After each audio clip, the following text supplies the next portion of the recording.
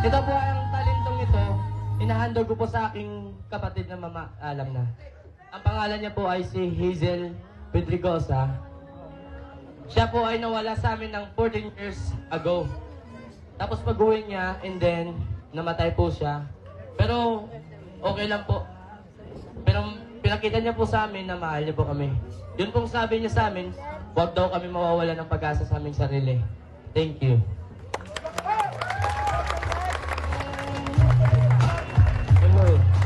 Pero kita, kung ang reaction sa iya nga ama, pag sa passport, huwag po